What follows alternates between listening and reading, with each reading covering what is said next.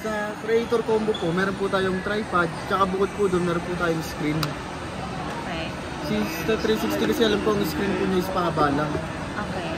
Tapos ang bukod pa po doon, meron din po tayong joystick, tapos shutter, ano po.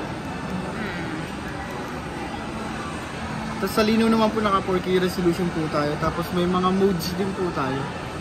Tulad nitong follow track po, sa follow track, ito po kumari po. Kahit galawin po yung gimbal, yung ano, body, nakapokus lang po siya dun sa may mismong subject. Okay. Tapos bukod po doon, meron din po tayong, ito po, kunwari po nagbibideo po kayo ng mga magalaw po, or nakit po kayo ng bundok, pwede nyo pong gamitin po ito siya, no? Rotational speed. May tatlong option po yan, meron po tayong itong parang normal, tapos ito pong standard. Okay. Si standard sa mabagal lang naman po ginagamit ko. Si normal, ito po yung mga normal na paglalakad po natin na medyo magalaw or pag-jogging. Ito naman po sa pagtakbo.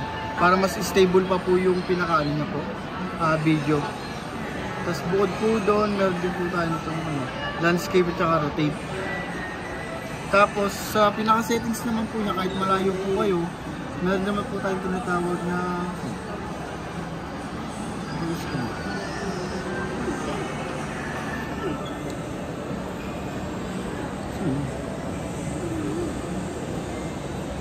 meron din po kasi itong voice command. Okay.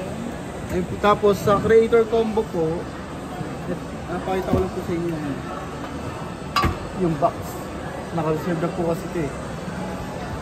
Ito, ano? Ito po yung pinaka-box. Sabihin niyo po yung amount. Ay, ito na pala. Opo. 37,490. Ayun po yung price. Tapos bukod po dun, inside the box niya po, meron po tayong protective cover, transmitter. Patayin ko lang po ito sa mga inside the box naman po nito po, meron po tayong mismong unit, protective cover, tapos yung DJI mic transmitter. Tapos meron din po tayong handle with 1.4 thread po. Tapos meron po tayong wide angle. Then meron na rin po tayong kasamang strap. Sa tripod dito po, hindi siya ganito kalaki yung tripod, bali maliit lang po siya. Okay. Tapos bukod po dyan, meron po Mas tayo. maliit pa dito? Bali, next-extension mo na lang to. Okay. Ito lang talaga siya. Na may mas... dito lang po. Yun yung free sa loob. Kasi bukod po dyan, may kasama na pong pouch yan. Pouch. Opo. Ayun po yung pinalo niya. Tapos ito po, naka 4K resolution, 60 FPS po siya. Bukod po sa 60 FPS, may tinatawag po tayong gimbal.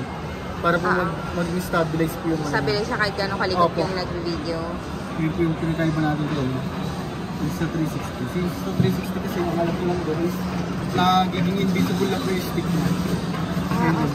Saan nun meron dito para maano lang natin yung...